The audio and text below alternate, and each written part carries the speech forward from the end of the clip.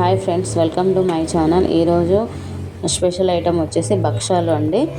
మేమైతే భక్షాలు అంటాం, కొందరు బొబ్బట్లు అని కూడా అంటారు. తెలంగాణ స్పెషల్ ఐటమ్ అండి. ప్రతి పండుగ గుర్తొచ్చేది ఇది.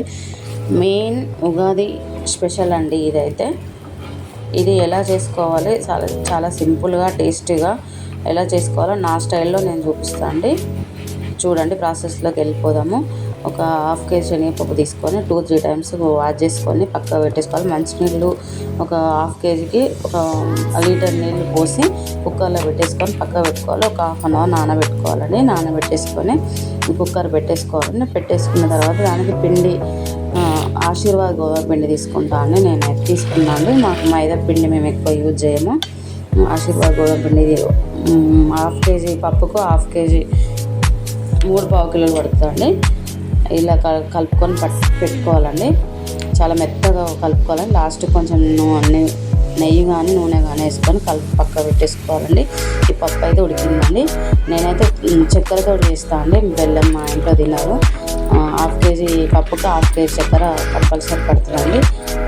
ఇందులో యాలకులు కూడా యాడ్ చేసుకోవచ్చు. ఇది చక్కెర పోసి పప్పు ఉడికిన తర్వాత చక్కెర అందులోనే పోసి నేను కలుపుతూ ఉంటా అండి. దీనివల్ల ఏంటంటే మంచిగా టేస్ట్ బాగా వస్తుంది.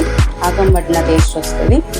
చాలా ఈజీ ప్రాసెస్లో వస్తుంది. ఆకం ముదిరిందా అట్లా అన్న టెన్షన్ లేకుండా దగ్గరికి వరకు కలుపుతూ ఉండాలని పక్క పెట్టేసుకొని ఈ భక్షాలు చిన్న చిన్నగా ఉండాలి చేసేసుకొని గోధుమ పిండి కలిపి పెట్టుకున్నాం కదండి, అది చిన్నగా చపాతీ టైప్లో వేసేసి ఈ భక్షం ముద్ద ఇంట్లో పెట్టేసి ఈ టైప్గా చేసుకోవాలండి.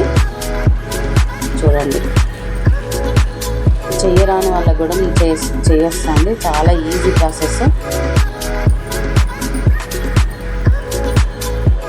నెయ్యితోటైనా కాల్చుకోవచ్చు, నూనెతోటైనా కాల్చుకోవచ్చు అండి, మీ ఇష్టం అది.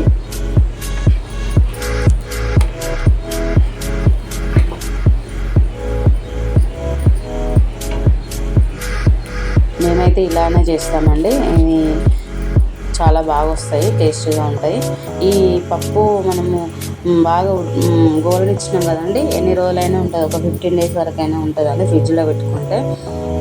ఏం ఖరాబ్ కాదు. ఆ రోజు వీలు కాకపోతే నెక్స్ట్ డే కూడా చేసుకోవచ్చు.